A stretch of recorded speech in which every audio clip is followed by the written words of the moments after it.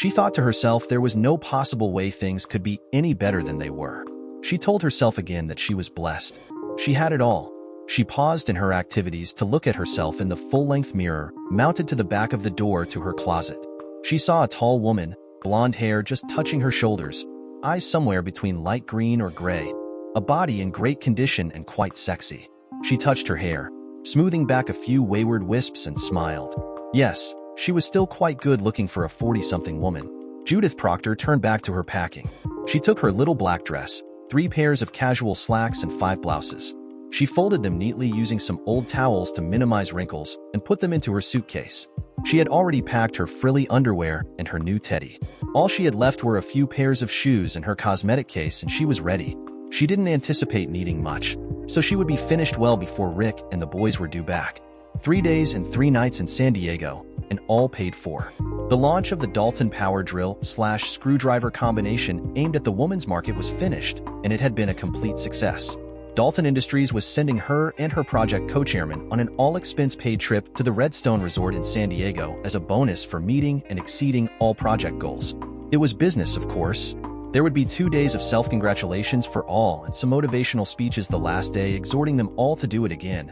But overall, there should be a lot of free time. All she had to pay for was some shopping and souvenirs for Rick and the boys.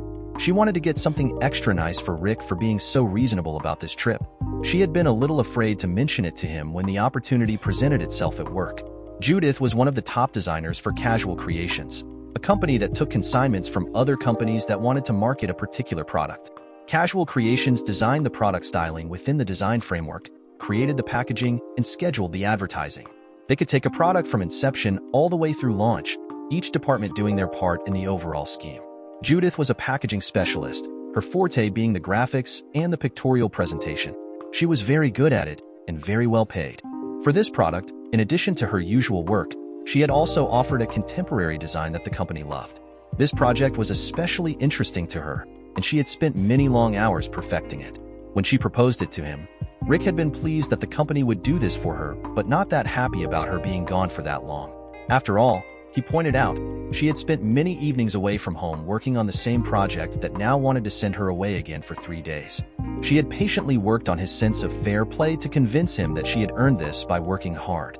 She wanted to do this, and he gave in, although not happily. As she thought about it, she was surprised at how easily he had given up. She expected days of complaining, wheedling, and whining, but he only protested for a couple of hours or so before throwing up his hands. She closed her suitcase, checked the locks to be sure they were set, and pocketed the key. She picked up the bag aside and went downstairs to check on dinner. She had fixed a pot roast with baby potatoes and carrots, and she had baked a coconut cream pie that she bought frozen. She was never very good at pastries, and she did want to set a nice table tonight before she had to leave for the airport. Rick said they could eat at 5:30 rather than their normal 6:15 to give her time to spend with them before they left. She saw that everything was right on schedule. She remembered the night before when she and Rick had made love. It had been different and very exciting. Rick had been very aggressive, almost rough, much more so than usual. The thought of being away for 3 nights without him made her want to make this night special for him. Since his vasectomy, they needed no protection. They had collapsed together, breathing hard and covered in a sheen of perspiration. It had been very good, for both of them. But Rick had always been an exceptional lover, and he had never disappointed her.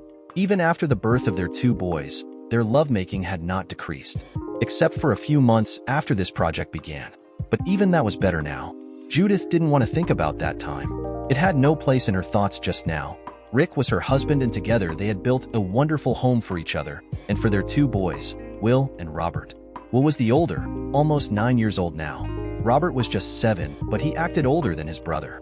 He was the serious one, while Will was the carefree one. They made a good pair, each balancing the other. She loved them both equally, and Rick had always been the only one for her. They met one night 15 years ago at a party thrown by one of their mutual friends and had hit it off immediately. At the time he was 25 and she was 23, and while both graduated from Rutgers University, they had never met while on campus. They dated for almost 2 years, both committed to their careers. They finally moved in together and eventually married. Judith remembered the night he proposed, and she accepted. It was still one of her favorite memories. Their life together had been wonderful, and when they felt ready for children, they were blessed with 2 healthy boys. She did indeed have it all. She felt a little chill at that thought, but put it aside as simply nerves over the trip. She was waiting when the kids came through the door.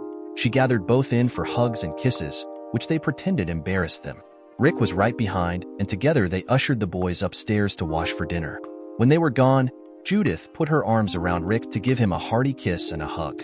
She felt a tenseness about him, but before she could say anything, he relaxed, returned the hug and the kiss, and then pushed her back. "What's this? Miss us already? You haven't even left yet." He smiled at her, but she saw a darkness in his eyes that the smile didn't brighten. Was he missing her already? "Just glad to see my 3 men. I want to spend this time with you before I have to leave for the airport. That's all." She clung to him, not wanting the hug to end. "You don't have to go, you know. We all want you to stay." Pushing head back, Rick looked into her eyes, waiting for her answer. He knew what it was, but he asked. "It's too late now, and anyway, it's just a quick business trip and a few days of relaxing before getting back into the grind." She reached out to hug him again. He was already moving away toward the small powder room. She frowned at him as he yelled back, "I'll wash up here, and we can eat when the kids get down." She gave a sigh, then walked into the kitchen to set the meal. She still felt a little unease, but shrugged it off. The meal was fun, all of them talking at once, comparing their adventures that afternoon with their dad at the park, or talking about their new projects for school. There was a science fair coming up, and Will wanted to start on the ever-famous erupting volcano as his project, while Robert thought he should do something different. Their disagreement was good-natured, and Rick let them go at it until he finally shut them up. From then on, it was just give and take as always. Judith sat back and enjoyed it all, but eventually it was time. Rick told Judith to just let things go and he and the boys would clean up later. They just sat and talked until Judith had to get ready. She was packed. Her bag was sitting by the door, and all she needed was her briefcase and her purse. She gave each boy a hug and a kiss and then sent them off to play, leaving her and Rick. "I'm going to miss you. You and the boys. I wish you were all coming with me, but it's only 3 nights. I'll be back late Wednesday night. You'll be there to pick me up, right?" Rick smiled at her and nodded. "Don't worry. It's all arranged. You just go and have fun. I doubt you'll miss us at all." He gave her a big grin to show he was kidding, but Judith saw that same darkness in his eyes. She had to get herself under control. This was crazy. Just as she was about to say something, the sound of a car horn stopped her. "That's Rachel. I'd better go. Take care of the boys for me, and I'll call you when I get in." "Miss me?" Judith gave Rick a fierce hug and a desperate kiss before grabbing her bag from him and almost running out the door. Once at the car, she turned to wave to Rick once more, but she saw the door close. He had already gone in. She put her bag in the back seat, frowning once more at the closed door. She had a feeling something was wrong, but told herself it was her overactive imagination. That was what made her such a good copywriter and designer, but sometimes it was disconcerting. From inside the car, Rachel asked, "Ready for your trip? I bet you're looking forward to this. 3 days at the Redstone. God, I wish I could have gone with you guys, but I just couldn't get away. Good thing Wes could go in my place. I wouldn't mind spending a couple of days with him. Too bad you're so happily married. Could be fun." With a laugh, Rachel pulled out and headed for the airport. Judith answered her flippant comment and then sat back and wondered again why she was doing this. But she already had that discussion with herself, and it was too late to change her mind, wasn't it? At the airport, Judith checked her bags, went through the horrible ordeal of screening, and finally found her gate.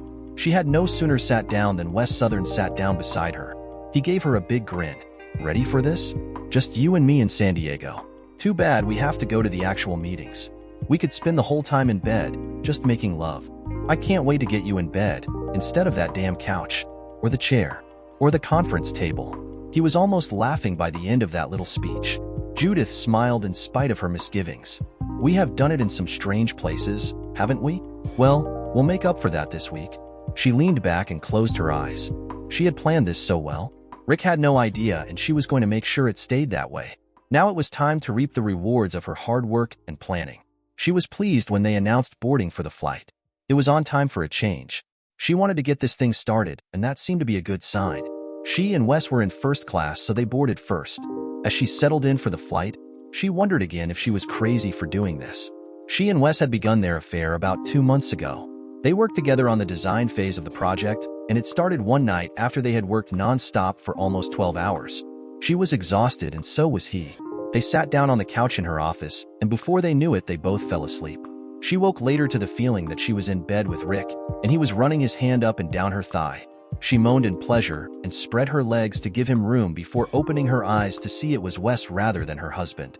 She moved to push his hand away when he ran his hand between her legs. She stopped, the pleasure too strong to ignore. And it had been so long since she and Rick had made love. Pleasure fought with the guilt, but the pleasure won out. With no more thought, they moved to undressing each other and finally into a bout of mind-blowing sex. Judith had climax after climax before Wes finally finished inside her.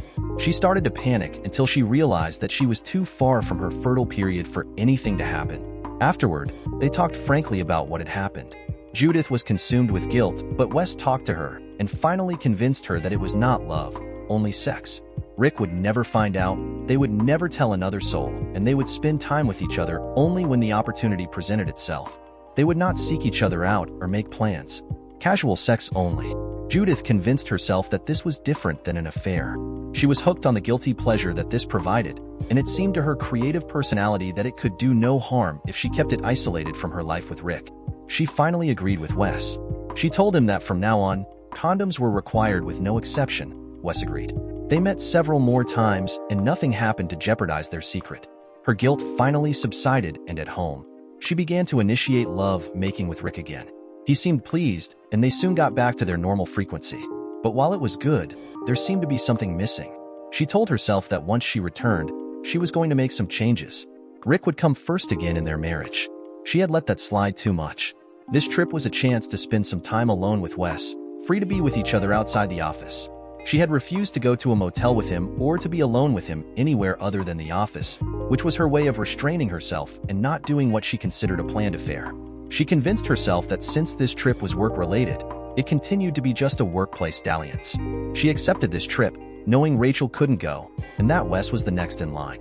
And even though she felt guilt and fear of being caught, the guilty pleasure was too much to let go. As an added bonus, she and Rick were having sex much more often now, and they had begun to experiment more. Rick was benefiting as much as she was.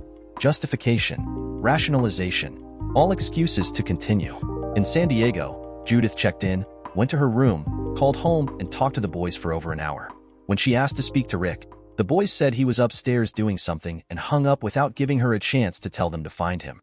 She sat there, confused. Why was Rick acting this way? Why had he been so quick to get her out the door? She wondered again, not for the first time if he could suspect anything. But she had been so careful, so controlled. She and Wes had only been together 4 or 5 times. And those times were carefully hidden, and no one had ever caught them. There weren't even any rumors at work. She worried some more, convinced herself that it was just a guilty conscience, then shrugged her shoulders and went down to meet Wes in the lounge. They had a nice dinner on the company and had a few drinks, but they were both too excited to stay. They went up to her room as soon as they could. They almost shed their clothes in the hallway in their excitement before falling together into the room. The rest of the night was spent in non-stop sex. They finally fell asleep just before dawn, sated and satisfied. Judith slept soundly until just before she woke, and it was in that twilight between sleep and waking where the subconscious ruled. She had an overwhelming feeling of being alone and so sad. It was such an intense feeling. It woke her, hearing herself say over and over, "No, no, no." She found herself drenched with perspiration. She shook it off, saw that Wes had gone to his own room, and rose to stood in the shower until the water made her forget. The 3 days went very fast, and the nights were filled with sex. Sex with Wes had always been good because it had the added benefit of being naughty and wrong. Now, they did things that they hadn't been able to try before, but soon found that they were beginning to lose interest. The sex was still satisfying, but no longer exciting. Something was missing. As the trip ran to its conclusion, the sex seemed to become almost routine. The thrill was gone, taking with it the excitement of the possibility of discovery. As they packed to go home, it was mutually agreed that this would end their short-lived affair. They were not angry with each other, so it ended in good feelings. Now she looked forward to getting home to see her kids and Rick. The only thing that bothered her was that she had been unable to contact Rick or the boys the last 2 nights. The message on the machine said that they were out and to leave a message, but no one had returned her calls. Judith put in a call from the airport to Rick at his office to make sure he would be there to pick her up. She let it ring but got no answer. She thought he might be out of his office, so she left a message on his machine. Just a reminder, just to be sure. She tried the home number again and got the same message. She forgot about it when they called for boarding, and then she was on the plane and back in first class. Almost as soon as the plane got to flight altitude, She reclined her seat and fell deeply asleep. The last she remembered was a comment from Wes that they should try to enter the Mile High Club. She just patted his hand and wished him good luck before falling asleep.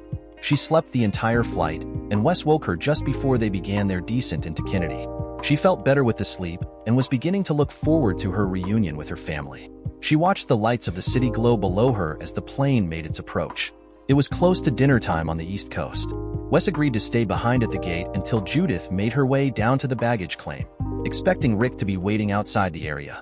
She scanned the crowd from her vantage point on the escalator, but couldn't see him. She found the carousel and, still looking, she stood close to the conveyor and grabbed her lone suitcase as soon as it come off. She hurried over to the exit, her eyes scanning the waiting crowd while she showed the waiting attendant her claim check. She controlled her impatience as he matched it to her bag, punched the ticket, and waved her on. She exited and looked for Rick, but suddenly saw instead a man holding a sign with her name. Judith Proctor? She walked over to him and said, "I'm Judith Proctor. Where's my husband?" He looked at her without interest. "Don't know, miss. I was just told to meet you here.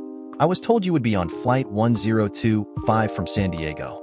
Take you to 41556, Winding Drive. Is that you?" He just waited, not caring one way or the other. He had already been paid. "That's me. I guess my husband was tied up somehow. Okay, let's go. I'm anxious to get home. Is this your only bag?" She nodded, and he took it from her hand and led her out of the airport and over to the shuttle van parking lot. They got in a nice limo and were off. She got herself comfortable and pulled out her cell to call Rick. It rang, but all she got was the answering machine again. She was becoming concerned. Damn it, he should be home with the boys by now. She called Rick's cell and got his voicemail. His cell was turned off. It was all too much, and she was scared now. Suppose something had happened? Why hadn't he called? She had no choice but to wait until she got home. She willed the driver to go faster. After a trip that seemed to last forever, and several more unanswered calls, she saw their street and then the house.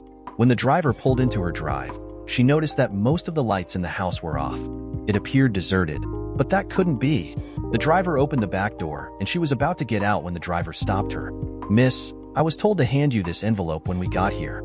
I got no idea what it is. I'm just following orders. Guy gave me an extra 100 to do it, so I'm doing it. Here." He handed her a rather thick manila envelope with her name on the outside. It was printed and she recognized Rick's hand, but she couldn't take the time to open it now. She had to get inside to see what was going on. She stood, shifting from leg to leg as she waited for the driver to pull her bag from the trunk. She grabbed it and ran for the house, panicked and feeling sick to her stomach. She was now scared to death. What had happened to her husband? Or maybe one of the boys? God, please don't let it be anything serious. Inside the door, it was as she suspected. There was no one home. The house was quiet. The only lights on were the night light over the stove and the hall light they always left on for the boys if they woke during the night. She checked the downstairs, then ran upstairs and looked in all the rooms. Empty. She went into their bedroom, looked around but saw nothing out of the ordinary. Just as she was about to turn away, she noticed the door to Rick's closet open. He never left it open. When he did, it blocked the hall, so he always closed it. She walked over, turned on the light, and pushed the door open further to see that his clothes were gone. She saw that he had taken everything. Rick was gone. With a sinking feeling in the pit of her stomach, she walked slowly into the boys' room. They shared a room with twin beds, both now made. She looked around, noticing that their computers were missing. Their favorite posters were gone from the wall, and the drawers to their dressers were open and empty. They were gone as well. She ran downstairs to look around for a note, a letter, anything. Then she remembered the manila envelope. Where was it? She ran into the kitchen and saw it laying on the table beside her purse where she had dropped it. She turned on the overhead light and tore it open. Her legs suddenly felt too weak to hold her, so she sat down hard on the chair. With a sinking heart, she pulled out an envelope sealed and addressed to her. In addition, there were photographs and a report from a company called Spaulding Investigations. Finally, there was a document, several pages long, and on the front were the words, "Decree for dissolution of marriage." She screamed. She remembered hearing herself screaming "no" over and over. She threw the envelope and all its contents across the kitchen floor, crying and screaming again and again. She put her head down on the kitchen table where she last saw her family and cried. Her broken heart was beating erratically, and it was hard to breathe. She gasped for breath between sobs, crying and repeating over and over, "No, please God, no, not this, please. Give me another chance, please." She continued to cry and plead, throwing dishes and glasses or whatever else she could find to destroy just to vent her grief. She kept this up until exhaustion claimed her. She must have finally passed out because the next thing she remembered was the sun coming in the window over the sink and falling directly on her face. It had to be very early since the sun was low in the sky, and the morning sun only came in that window for an hour or so. She pushed herself up from the chair she had slept in and shuffled through the debris to pick up the contents of the envelope where it had come to rest after she threw it. She pulled the pictures and the pages together and walked back to the table to sit down. It was all she could do to make herself move, and she felt cold, so very cold. As she laid the materials in front of her, the pictures were the first thing she saw. There was one of her sitting on Wes's lap, her skirt up around her waist as she rode him, her face thrown back and her eyes closed. There was one of him doing her missionary style on the couch, and another one with him on his knees, his face buried between her legs. As she looked at that one, her stomach finally revolted and she had to rush to the sink. She stood there until the spasms passed, rinsed her mouth and face with cool water, then went back to her chair. She pushed the remaining pictures aside, not wanting to see any more, then pulled out the report, opened the folder and scanned the first few pages.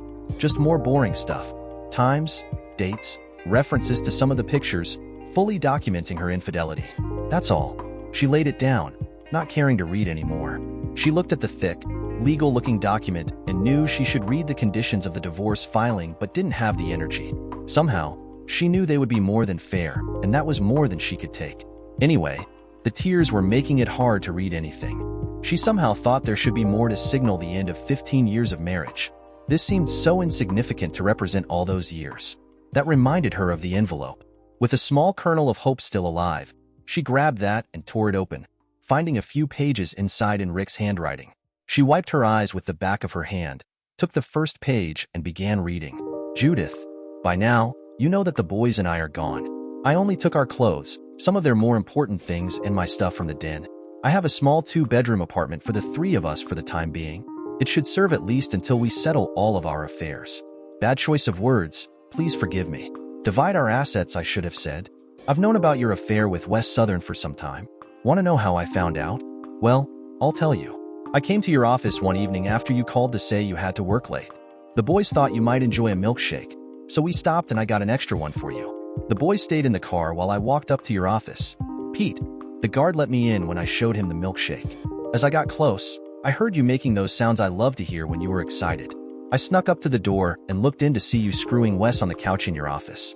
Thank God the boys had stayed behind in the car. I didn't really enjoy watching, so I left, taking the milkshake with me. The boys and I went home and watched TV till you got there. That was the night I told you I had a bad headache. You probably don't remember." She did remember. It was ironic in that that was the very first time she and Wes had sex. She was so consumed with guilt, she wondered how she was going to face him, but as soon as she walked in the door, he told her how sick he was and she was so relieved that she didn't have to talk to him or face him. She remembered saying a small prayer of thanks. She continued reading. "I hired a private investigator, and that's his report you have now. He was a very nice man and was very apologetic when he gave me the final report. You see, we were both hoping this was only a one-time thing, a mistake, a weakness. It wasn't, as you well know. He only needed a few weeks to be sure. He somehow installed a camera in your office when I copied your office key, the one you keep on your key ring. He said it made it easy for him. I have to admit, you really got into it with good old Wes. You looked very sexy, but I couldn't look at many of the pictures. It was just too hard. When you told me of the trip, and you were so excited, I agreed, knowing I would use the time to move our stuff out without you knowing.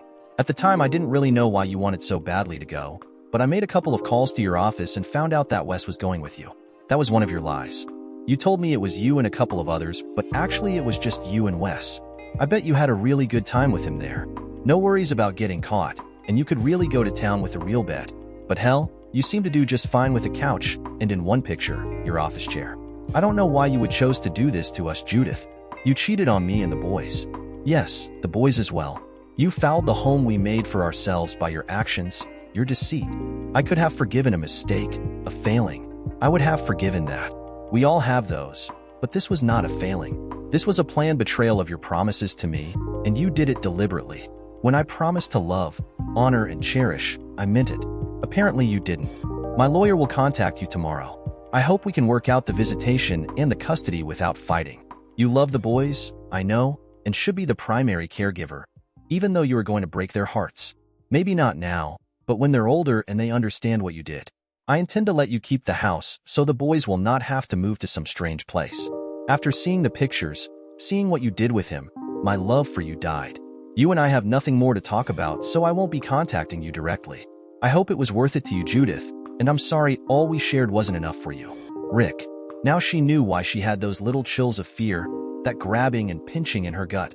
The shivers, even though the day was warm. They were a premonition. It was her conscience trying to warn her, get her attention. Somehow it knew. She should have listened, but now it was too late. Rick was gone and he wasn't coming back.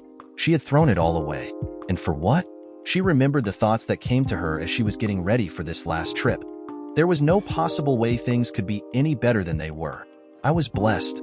I had it all. But she never once thought of the consequences of her actions. Years passed and both Judith and Rick lived separate lives, both achieving success in their careers. Judith was sitting in her own company office, the company she made through her hard work. I pushed the papers around on the desk in front of me and tried once more to make a decision. I told myself this shouldn't be that hard for me, and I didn't have to please anyone but me and my client. After all, I owned the company and I was considered one of the best around. I had several awards from my peers for creative art, and a very nice cash award from a company that was happy that my packaging ideas had increased their sales by over 20%. So, this should be a piece of cake. It should be so easy that I wouldn't have to even think about it. But it wasn't going so easy and I knew why. Maybe I should bounce some ideas off Rick. He was always good for my creative juices. I always went to him when I had trouble and this qualified, big time. I had several ideas and maybe talking to him would help me decide. I picked the 3 best ideas I had been working with and began with the one that was my least favorite. Let's see what he thinks of these. So, this one is just an idea. To show the product floating on a raft in the middle of the ocean with dark clouds off in the background. Underneath the raft, we have the words, "Always be ready for the worst possibility. Call Continental today." What do you think? I agreed with him that this one was pretty weak. Maybe for something else? Could be. Take the next one. Okay, then, how about this? This shows a plane. A single-seater, maybe one of those double-wing jobs, you know? Anyway, the pilot is looking at his one wing and sees the covering begin to come off. He looks and then says, "Oh darn, why didn't I prepare for something like this? I should have called my Continental insurance agent before I took off." Still nothing. Damn, he was a tough sell. Well, that's why I turned to him for his advice, wasn't it? Okay, go for the final one. I have 2 people walking down the street, holding hands. In the background, we see a car rushing toward them, bearing down on them. Neither is aware of it, but the guy says to the girl, "I got the papers from our Continental insurance agent today. We're covered for anything that could happen." In the background, we see the car veer off and hit a light pole instead of our people. They go off, unaware that they were ever in danger.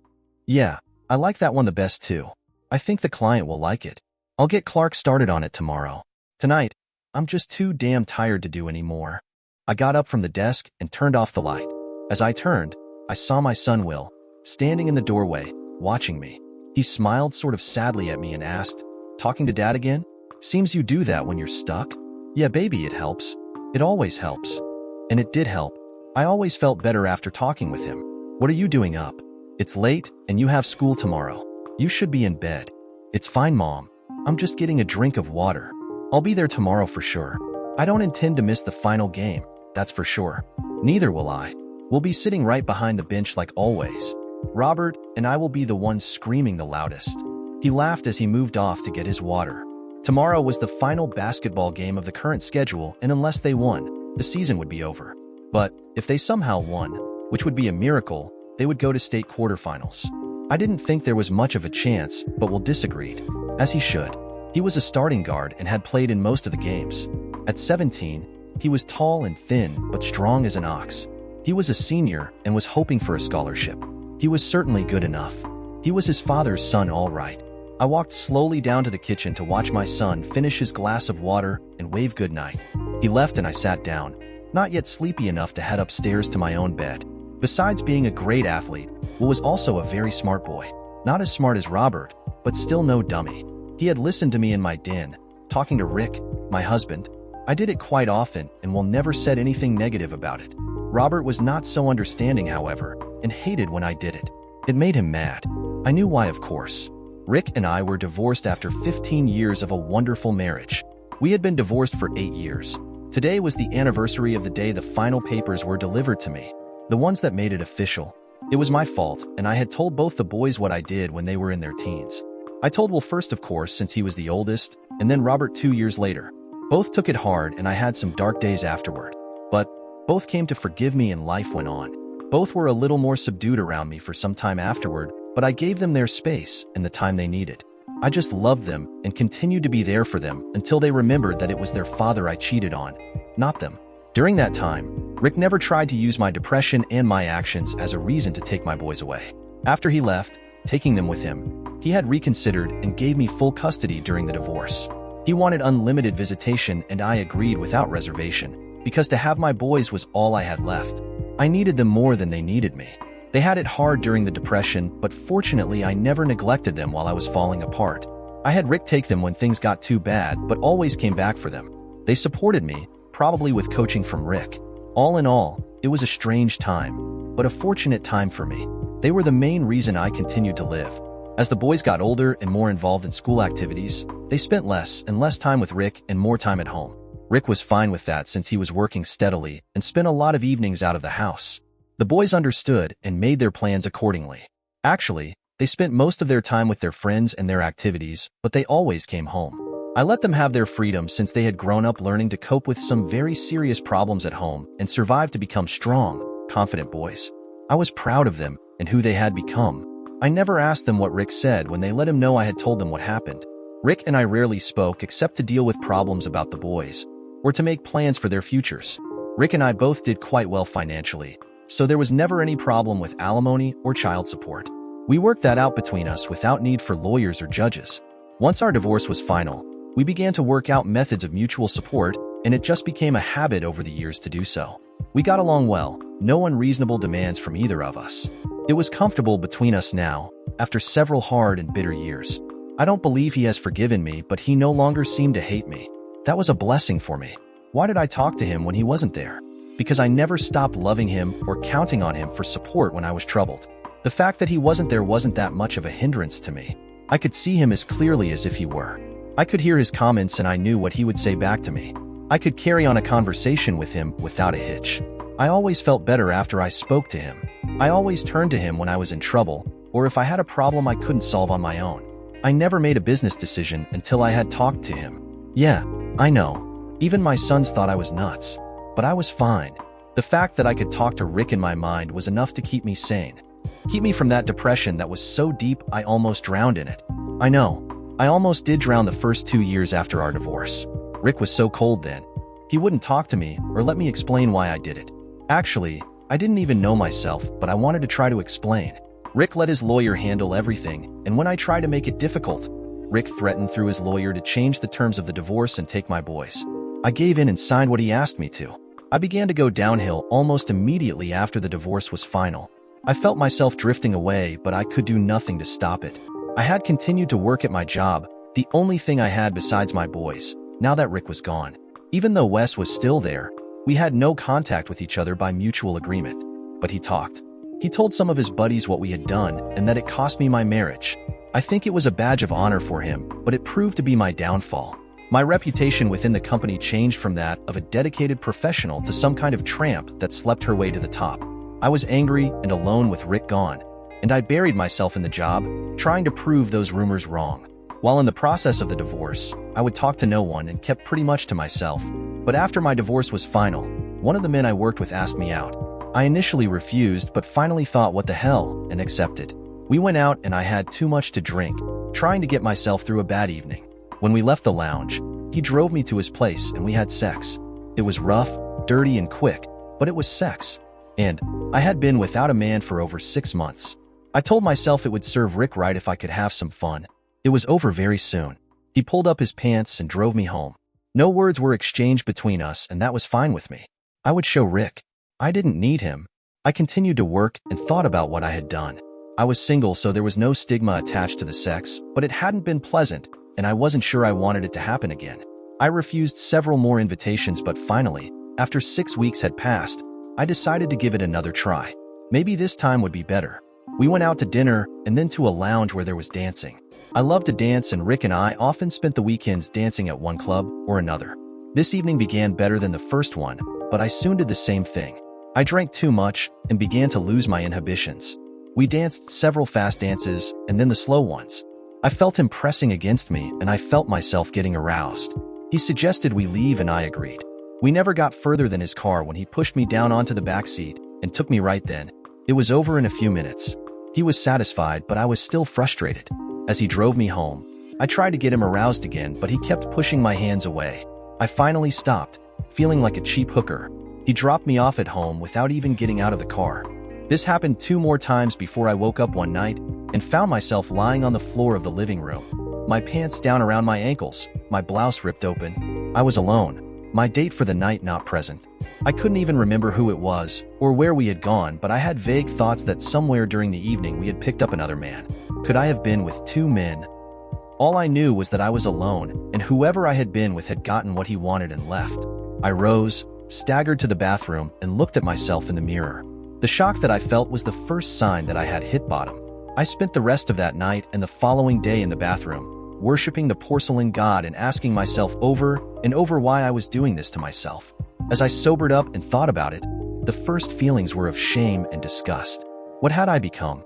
Who was I punishing? And what about my boys? Thank God they were with their father for the weekend. Finally, my stomach calmed enough to allow me to get up and clean myself up. I went into the office Rick had established at the house and found an old phone book. I called a doctor and made an appointment for as soon as possible. The next call was to resign my position and put that part of my life behind me. I had to find some way to get myself back to some semblance of normal. I had to get on with my life. My 2 sons were the only things that kept me going then, but they were both in school 5 days a week and I was alone. I almost did something foolish a couple of times, but I didn't, and that was a miracle in itself. Just before I lost my kids and lost my sanity, I pulled myself together long enough to see a shrink my doctor recommended. Her name was Cheryl Hopkins, and she helped me and got me on medication and stayed close until I was able to grab hold of life and hold on, just by my fingertips at first, then clawing with both hands to find a stronger hold. Finally, I pulled myself all the way up and my life was mine again. With Cheryl's help, I finally learned what caused me to do what I did. It was simple, really. I was a successful working woman with 2 wonderful boys and a husband that I loved unconditionally. I had what all women want. I had it all. And it wasn't enough. That's what I learned working with her, but even today, I can't tell you why it wasn't enough. I was successful, beautiful, creative, and frustrated. I wasn't unhappy. I wasn't alone. I wasn't sexually frustrated, but there was something missing and I had no idea what it was. So, I went looking for it. Wes was a good-looking man. A man most women found attractive and sexy. I began to notice him when we were working on a project together. He was flirting with me as he usually did with any women he came in contact with. He was a natural at it, and I began to respond, initially in fun and then more seriously. We grew more aware of each other, and he finally made a move. We had sex once when we worked to exhaustion. He moved his hands on my legs and I loved it. It was strange and the thrill was awesome, but it made me feel guilty as well. So I tried to walk away from it, but a few days later he cornered me in the supply room, pressed against me, and I became aroused almost at once. I wanted him right there, but later decided to have an arranged meeting where we had sex in my office on the stupid couch. That was my downfall. From there, the thrill and the forbidden part of it outweighed the guilt and filled that need inside me that was so elusive. We began an affair that lasted 3 months. It ended with the trip to San Diego and the 3 nights of sex. But it wasn't soon enough, and it ended my marriage. In the beginning, I continued to work, but without much direction. They let me stay mainly because I could make a real stink if I tried. Even though I was in charge on that project, Wes was higher up the scale than I was, so sexual discrimination was a possibility. I didn't press the issue as long as they left me alone. I did make a fool of myself, going out with those men who knew what I had done and wanted to take advantage of me. I let them, trying to find some way to make me feel again. Feel something. Feel anything at all. Even if it was wrong. It was stupid, and they were less than able to be more than a quick, meaningless sex with them, getting what they wanted and me just lying there, feeling nothing. I was using them, trying to end the numbness that filled my life. But it was no use.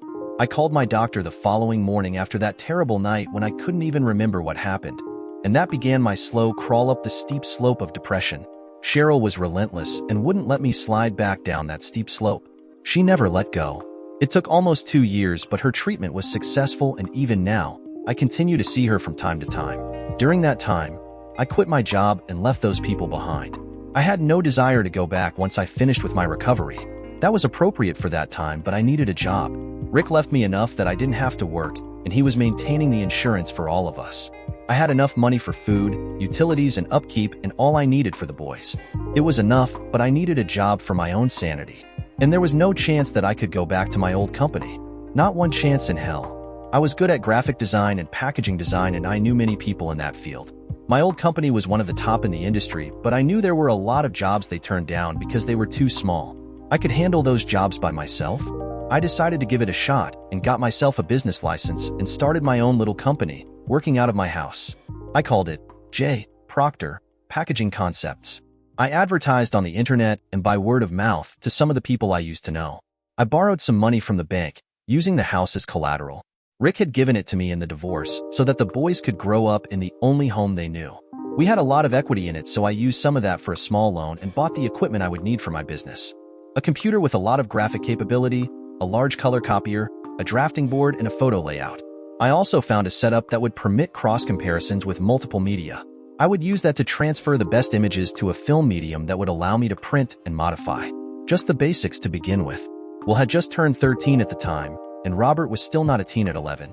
They were a lot of help, giving me time in the evenings to work while they watched television, played games, and in general, kept themselves occupied. Since they were too young to go out by themselves, it was a perfect time for me. We compromised.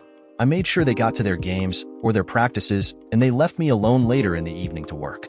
Both understood what I was trying to do, so we functioned as a team. It was one of the best times in my life and was a real plus as I began to get some business. Initially, it was just a few referrals from my erstwhile workmates, but it was a beginning. I lost the first 2 accounts I tried for, but got the third, and I was in business. As the year progressed, my business took off and I had to hire a girl to answer phone and internet queries, a draftsman to work on the big board, a color artist to fill in the singles, and one person to sell. I was good at all, but not good enough to do it by myself. The only thing I changed was to have a small office put in at the back of the house where we could work, keeping me close to home. It seemed to work quite well, and I began to take on more and more business. Over the next 2 years, my business continued to grow as well as my reputation, and I was a financial success, paying off my loan and all my bills. Fast forward 2 more years. Will was 17, Robert was almost 16, and I had just turned 48. My business was one of the best in town, and I had 12 people working for me. I decided early on to keep my business small and restricted to those who wanted only the best. My people were the best, and we maintained a solid reputation which translated into profits. I was well-to-do now, and my boys had everything they needed. I went to Rick for less and less, and he agreed to put his support payments into a bank account for the boys' college fund. As I said, Will was hoping for a basketball scholarship and would probably get one since he was so good. He wanted to go to Ohio State in the fall, and he had already been accepted. Robert was so smart that he would have no trouble getting an academic scholarship when he was ready to go on. Both boys were popular in school, and Will had a girlfriend that he seemed pretty serious about. Robert was just beginning to enter the life of female companionship and seemed to have no lack of pretty girls calling the house. As for me, my business was successful and made me a lot of contacts.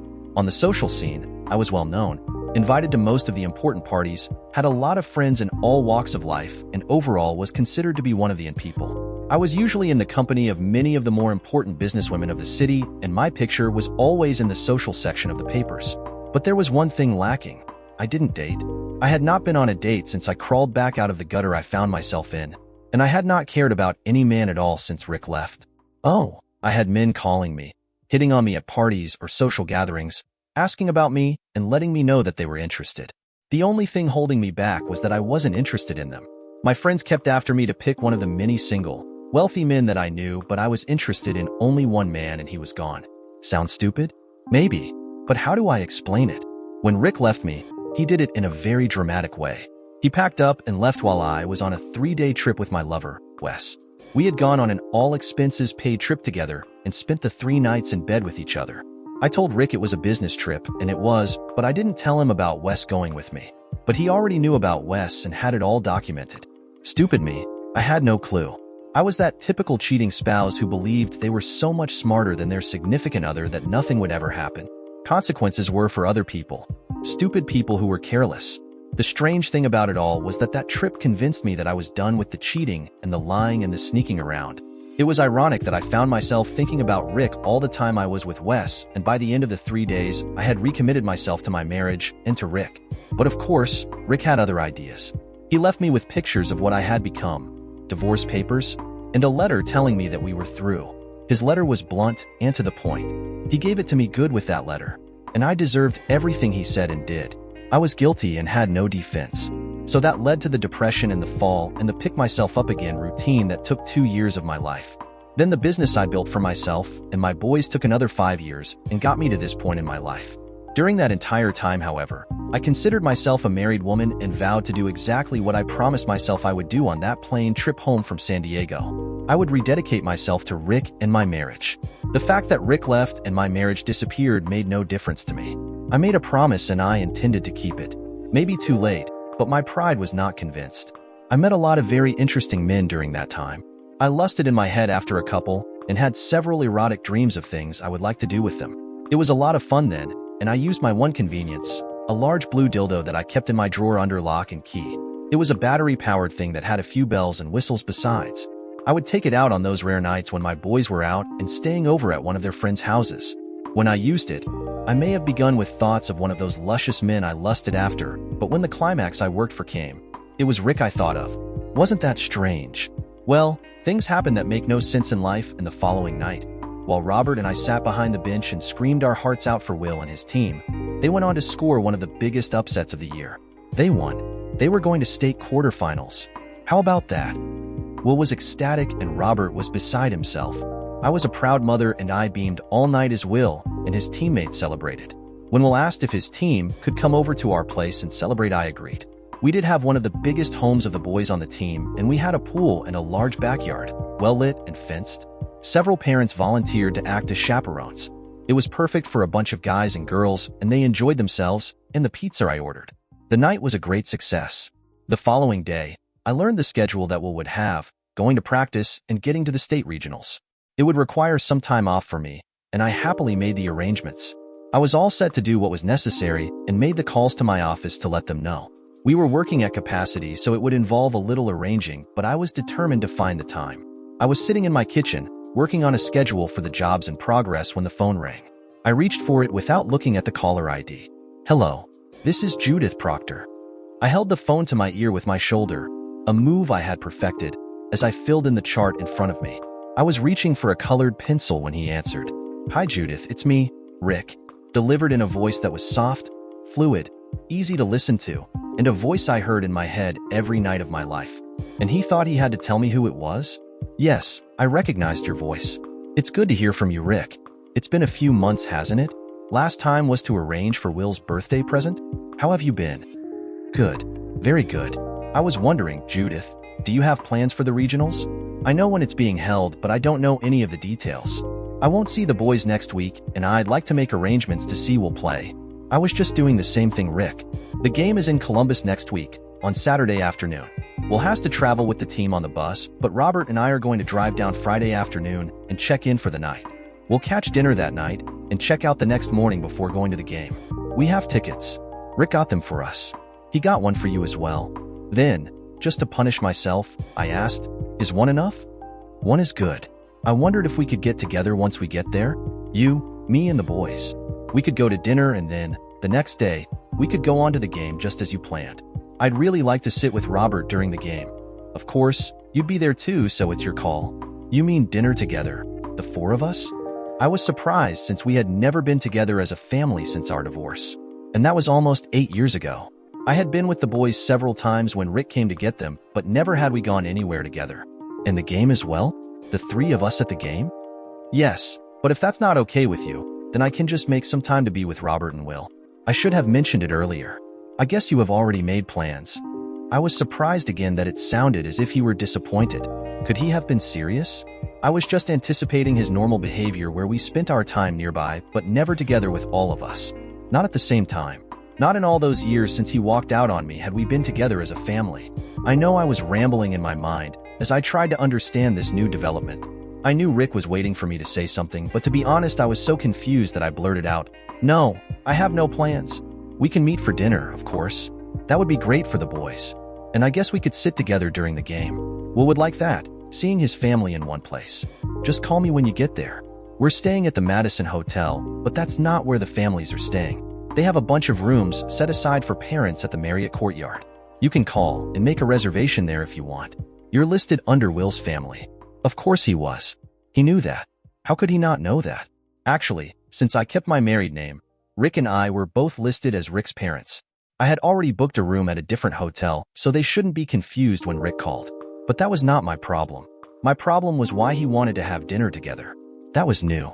That was different, and I began to wonder if he had some news to give us all. News about him getting married again. Or perhaps he was just engaged to some woman. He said that he liked the idea of staying at the hotel better and would probably get a room there.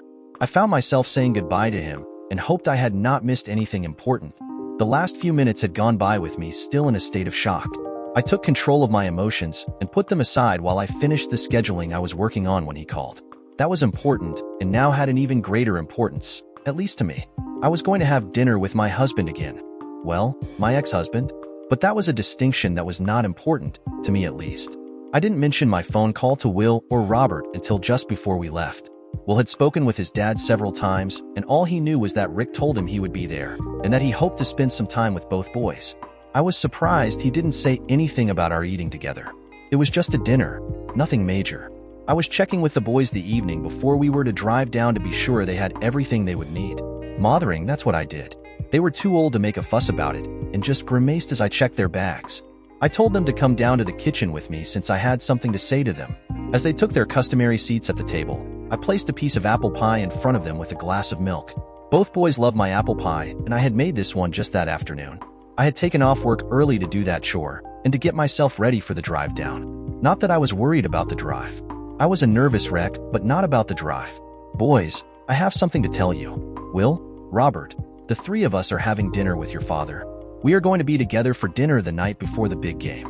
Rick called and asked if we could have dinner together, and I said yes. I waited for their comments and was surprised when neither boy said anything. They continued to eat their pie without comment. I was taken aback by their attitude, but after a few seconds, it occurred to me that they just took it for granted that we would be together for something this big. How they could simply accept it was a shock to me.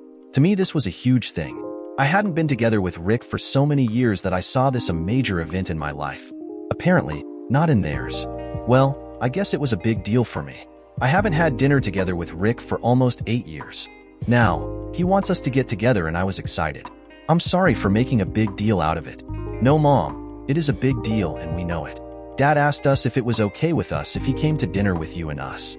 We said yes. Will was smiling at me as he gave me this bit of information. He seemed to think it was amusing. Well, and why didn't you mention it to me before I made such a fool out of myself? You never make a fool out of yourself, Mom.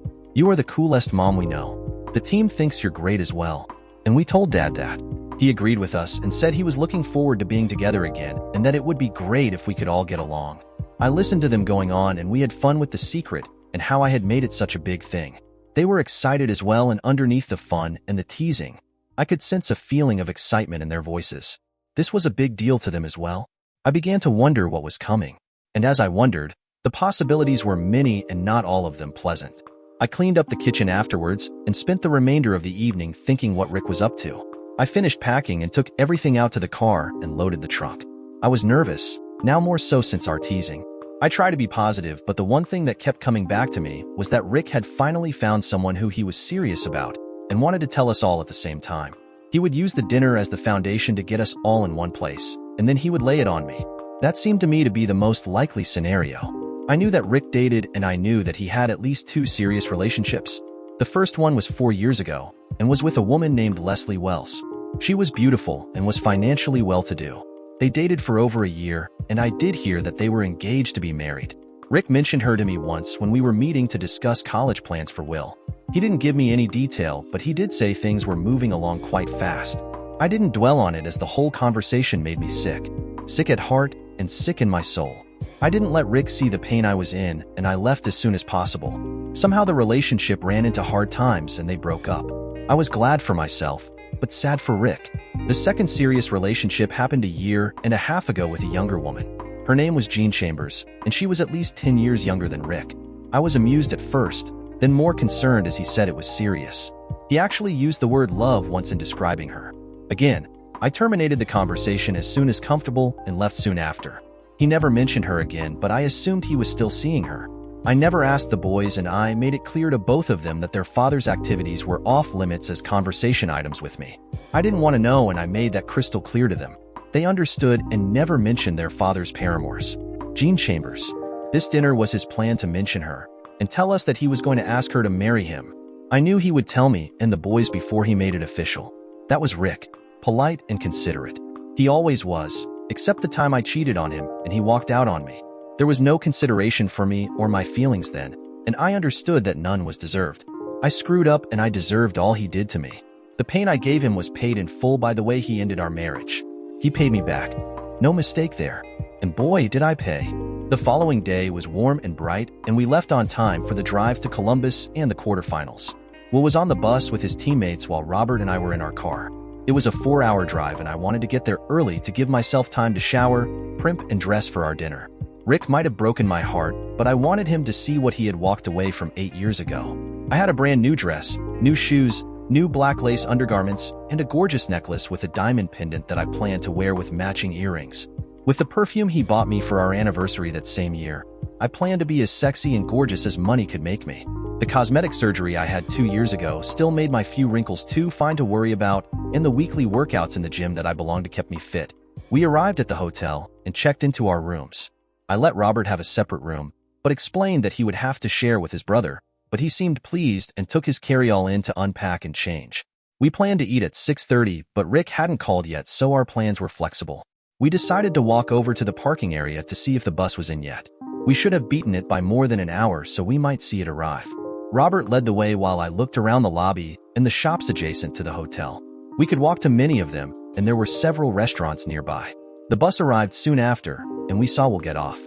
Before he saw us, Jill, his girlfriend, walked up to him and hugged him. He smiled at her, leaned down to give her a kiss, and then said something to her. She nodded, then rejoined 2 girls waiting for her. He watched her go, then looked around and spotted us.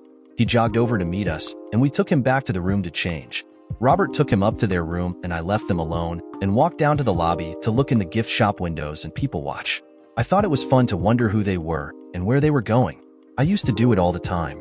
I took a seat and had been enjoying myself for several minutes when I saw Rick come in. It was both a shock and a thrill seeing him again after several months. I didn't get up or give him any indication that I was there. He checked in, producing his card and signing in as efficiently as he did most things. God, he was a pleasure to watch. He grabbed his bag and turned away from me to find the elevators. I watched his tight, but as he walked away, and memories of what we once had come flooding back to me. Once again, I felt myself become warm with desire as I remembered.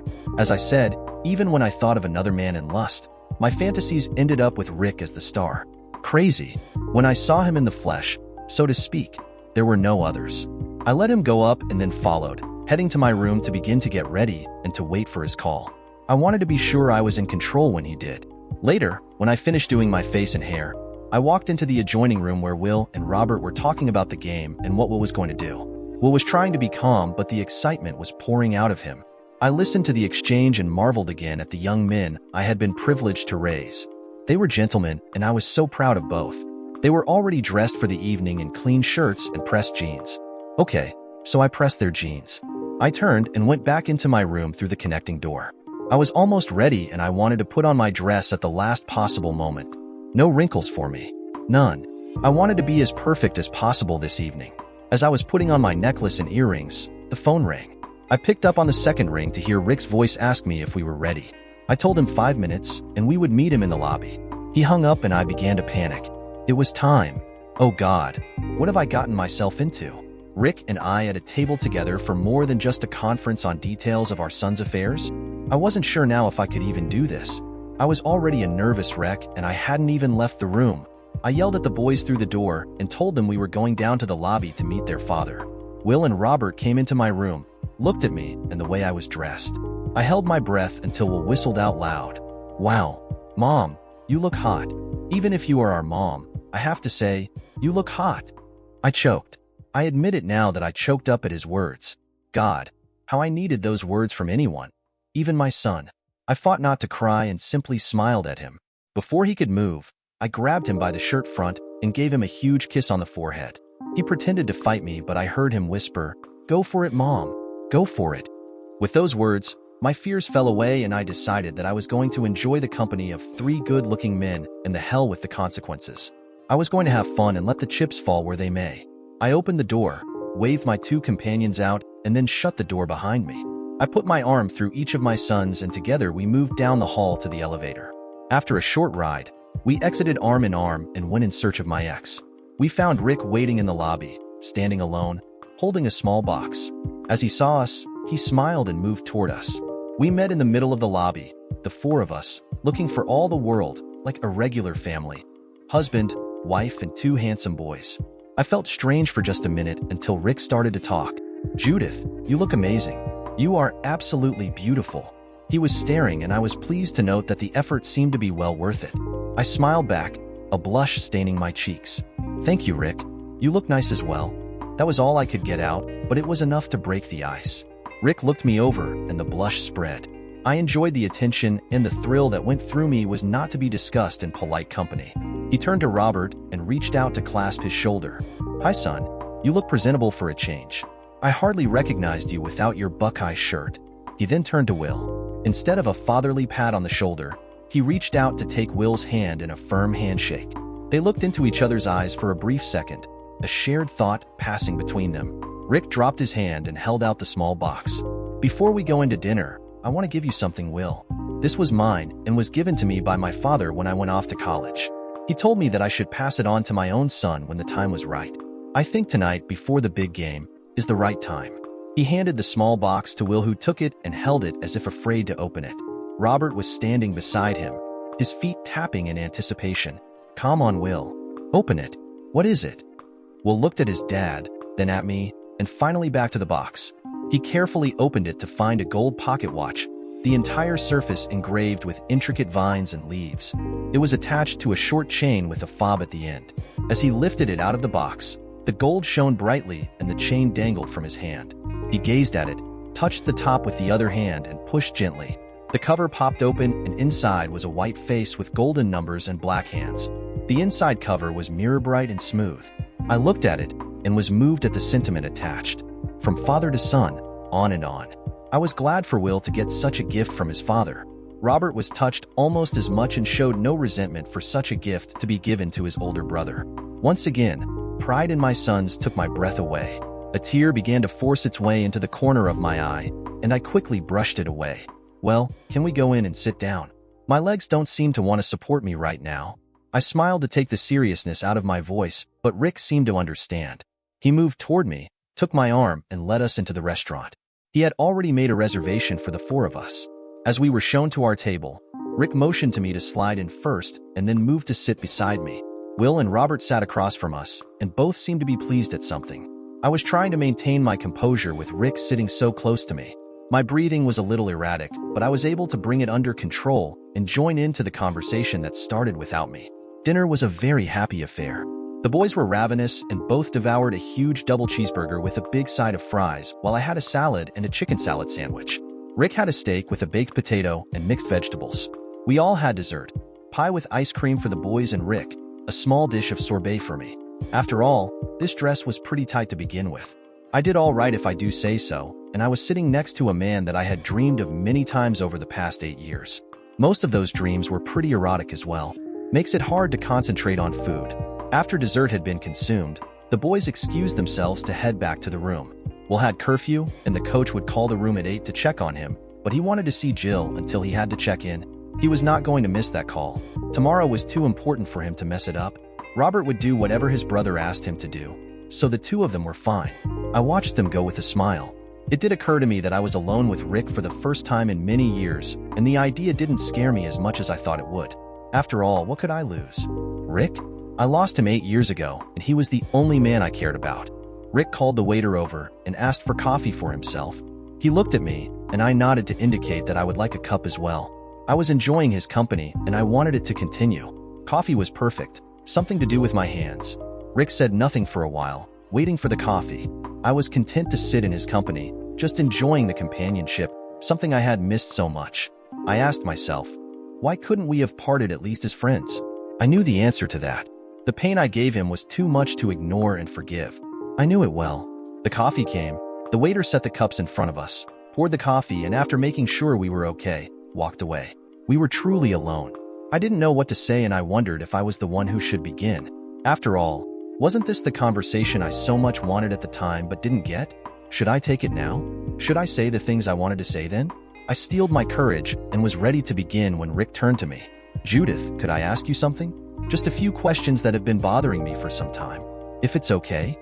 I was relieved that he would begin. And could he ask questions? Please. I would tell him anything he wanted to know. All I wanted then was to lay myself open to him and let him ask or say anything that would allow him to forgive me.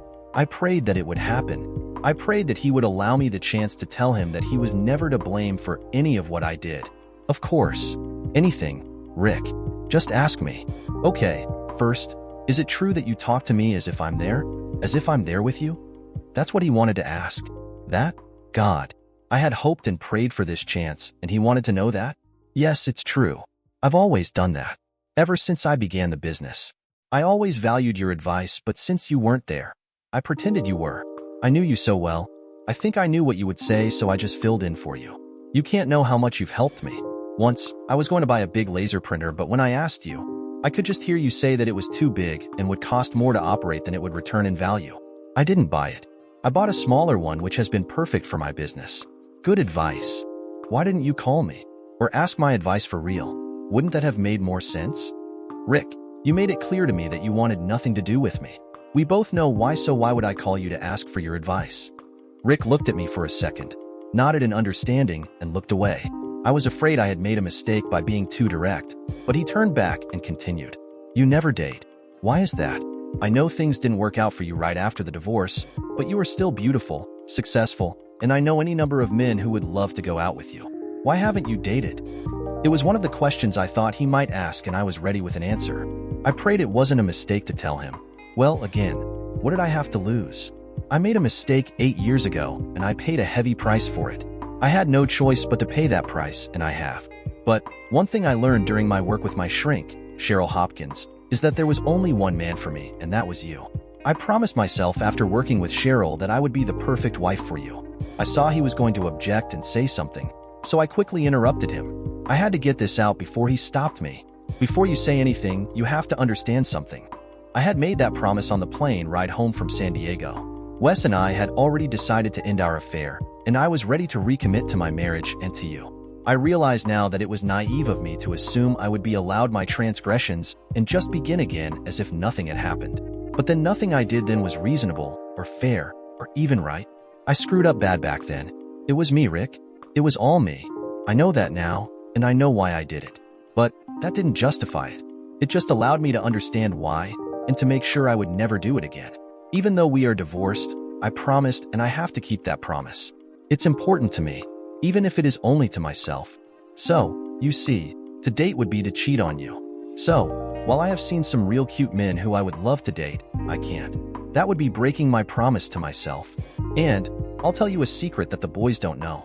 Sometimes I think of nasty things I would like to do with them, but when I do, guess who I end up in bed with? Rick was looking puzzled and didn't answer.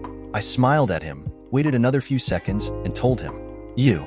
Even in my dreams, I can't cheat on you now. I may imagine them to start, but you are the one I end up with every time.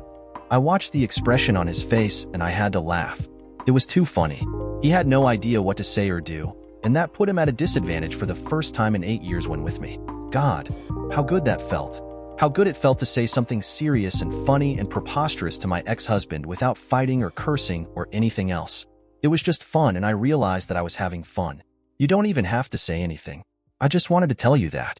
It's true regardless of whether you believe me or not. I know my credibility isn't at the top of your list. Rick shook his head, not quite sure how to take that or what to say. I'm not sure I know what you were saying, but that's fine. Another question, if you don't mind. What are your plans for your future?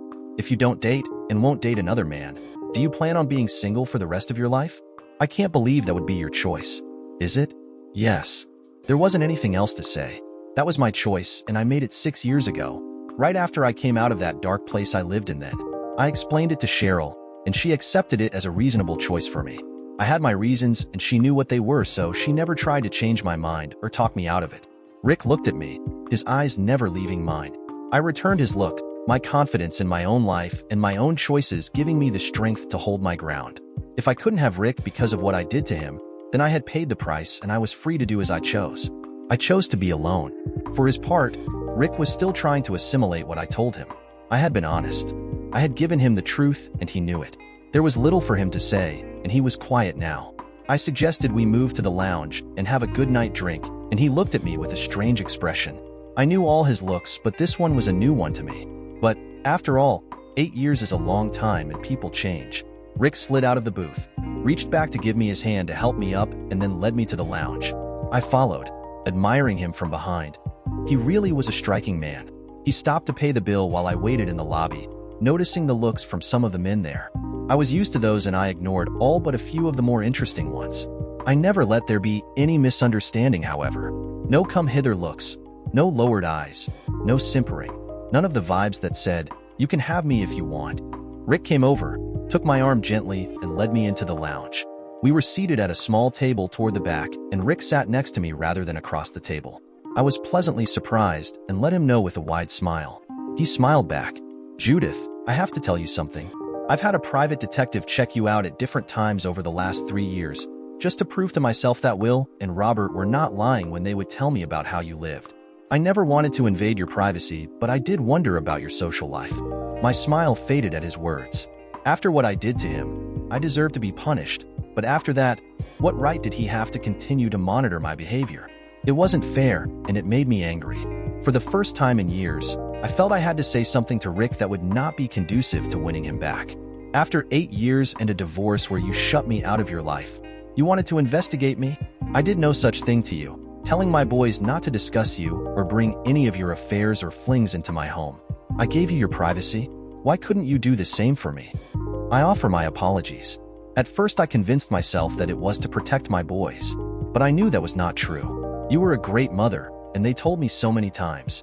I knew they adored you, and that you gave them everything they needed to grow and turn into the wonderful young men they are. Then I tried to tell myself that I was curious to see how you lived your life when you no longer had to worry about a husband. That was more realistic, more of what I wanted to know. It was a shock to see how you lived. Not dating, going out only with women or clients and their wives. I wondered why you would do that. It drove me crazy trying to understand what you were doing. That's one of the reasons I asked to join the 3 of you this evening and for the game tomorrow. I had to see you again and see for myself that you are happy and content with your life, knowing how you chose to live it. And I'm convinced you are happy and you are satisfied with yourself and who you are. You may not believe it, but you were never that way before. This is definitely an improvement. I listened as he spoke and, strangely enough, believed what he was saying. The Rick I knew would never invade my life or my privacy without some good reason. This was his way and I knew him well. Even now, he was looking out for me and my sons. Of course. Well, I guess you had a reason, but I would have appreciated it a lot more if you had simply asked me. We talked from time to time. You could have just asked. Would you have answered me? Truly? Yes, Rick, I would. This is me, the me that I became 5 years ago. This is not the same woman who cheated on you and who you devastated so completely. I know who and what I am now. I know what I did and I paid the price. What's the expression for that? Oh yeah, I did the crime and I did the time. Well, I did the crime and afterward it was a hell of a time for me for almost 3 years. First the divorce, then the aftermath, then the depression and the fall. Then I picked myself up and moved on. So, yeah, I would have told you. I would have told you anything you wanted to know. As a matter of fact, I would have welcomed the chance to tell you what happened to me and why I did what I did. I prayed for the chance to tell you that. I always wanted to say 2 things to you, Rick. Just these 2 simple things. You were never at fault for anything I did, and I'm so very sorry that I did what I did. Rick listened intently to all I said, and then when I said the very last things, I could see his eyes open wide, and I swear there was a glassiness to them that suggested that he was tearing up. Rick was a strong, proud man, and I knew that for me to see him cry was hard for him. So I did what any loving wife would do. I stood and excused myself to go to the ladies' room. I moved quickly to protect myself from the same thing, and when I got inside, I let myself go. I cried to relieve the stress and then stopped. I was done. I did it, and I had said what I needed to say. I was proud of myself, and I felt as if a load was lifted from my shoulders from just saying those simple words. How powerful they were. I rinsed my face with water, reapplied my lipstick, and put a few drops in my eyes to mask the redness and looked at the result. Yes, I was ready to go back. At the table, Rick was sitting with his hands folded in front of him on the table. He looked up as he saw me coming, and I was greeted with a huge smile and a look of pride. Proud of being with me? Be still, my heart. Silly girl. He stood as befitted a gentleman and waited until I sat down. Then he surprised me by saying, "Thank you for giving me time to compose myself.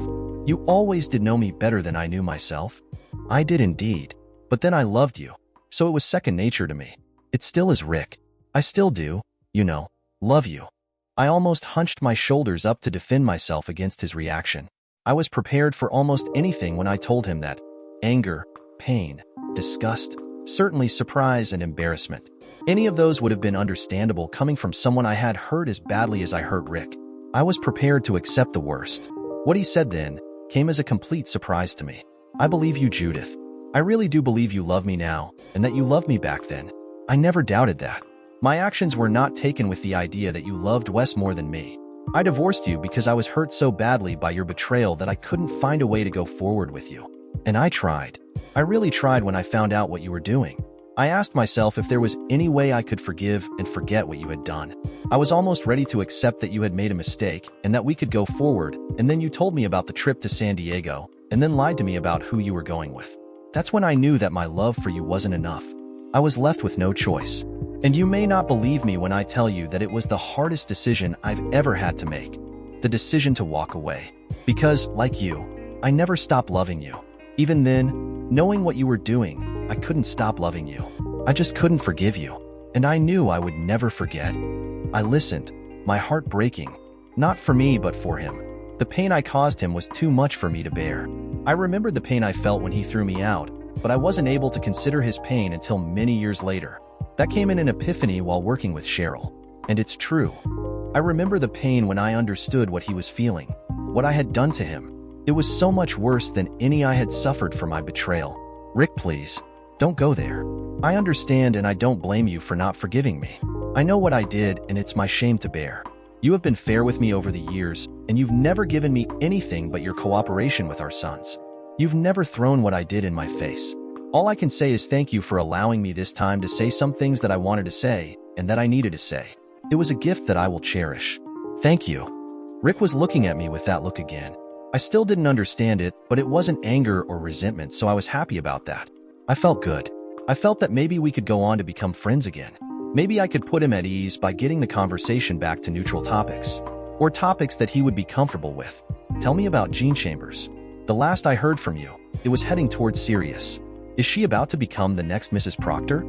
My stomach flipped when I mentioned her, but I thought that if I opened the conversation about her, he would feel comfortable mentioning the upcoming marriage proposal. Now the look on his face turned to surprise. Maybe he hadn't intended to bring her up. Maybe it was still too soon? He shook his head and answered, "I haven't seen Jean for almost 2 years. I'm surprised you even remembered her." "Really? You mentioned that you thought you might actually love her the last time we talked about her. I guess I thought that marriage was in the cards. I was smitten at the time. She was young and aggressive, and I thought that I could actually keep up with her. Boy, was I wrong. We parted shortly after I said that. I'm not seeing anyone now. Haven't been with anyone since her." "But why? You are still as hot as ever, and you have all any woman would want. You're successful, good-looking, great in the sack, and pretty well off. What's stopping you?" "It appears that I can't find anyone who satisfies me completely. None of the women I dated or spent any time with were what I wanted. Some were too pushy, some were not aggressive enough, some were just not good in bed, and some were just after a body to keep them warm and take care of them. They all lacked something." He stopped then, looked at me very seriously and said, "There was one who had it all, but it didn't work out." I took the bait, wanting him to keep on talking. This was my Rick, and even if he said something that would hurt me, it was so wonderful to sit here with him and just talk. Why not? Was she stupid? Was she so stupid that she let you get away? Who was that crazy lady? She was you. And yes, she was stupid and she did let me get away. As a matter of fact, she pushed me away. It was too bad, because she was perfect for me. My breath came in small gasps. This was it. This was my chance for something I had given up all hope of ever having. If I didn't try now, I would regret it for the rest of my life. I might crash and burn, but I would go down fighting. Taking my heart in my hands, I went for it. Maybe she learned her lesson, Rick. Maybe she's smarter now and knows what she would have with a man like you. Maybe she's ready for you now, ready for a life together with all that means. It's for sure she wouldn't make the same mistakes again. Do you think that's possible? Could she be different this time around? Why wouldn't she make the same mistakes again? I don't think I could take that again. It was too painful the first time it happened. I think she would die before she would make those mistakes again. She knows the pain she caused to those she loved, and I think she would die before she hurt them like that again. As a matter of fact, I know she would. I know it with all my heart. Rick looked at me and I held my breath. Could he forgive me? Had the years softened his heart and made the pain I gave him less intense?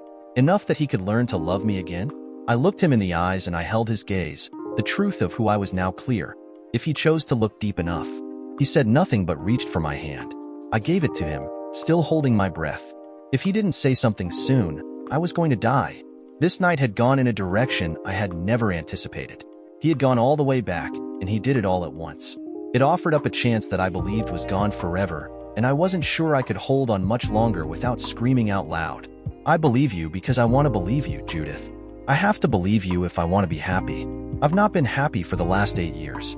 I've tried to forget you and move on, but that's been a failure. All those women weren't you, and that's who I was searching for. I finally realized that there was only one woman for me. But Judith, the only thing I can say today is that I forgive you. I forgive you for destroying my family. I forgive you for destroying my marriage. All these years I just tried to move on, but I could not. Something was holding me back. Now at this moment I realized that it was my anger. I now let it go. Going further, I have no emotion left that connects you with me. Today, you said that I devastated you. For the last 8 years, no, I did not. It was the consequences of your choices and actions. I just reacted to what you did. Today, I finally hold nothing for you. No anger, no hate, and finally no love. Then he walked away. Will's team was defeated in the quarterfinals, and we all cheered him even as they lost. He played brilliantly, and that was enough to get him the scholarship he so wanted. His father and I were so proud of him that night. He played his heart out, but took the loss with dignity. He went on to play in college and graduated with a degree in business management. He joined his father's company when he graduated and progressed up through the ranks until Rick felt confident enough to retire and turn it over to him. Along the way, he married Jill, his high school sweetheart, and they have 3 wonderful kids. Robert earned an academic scholarship and attended Harvard.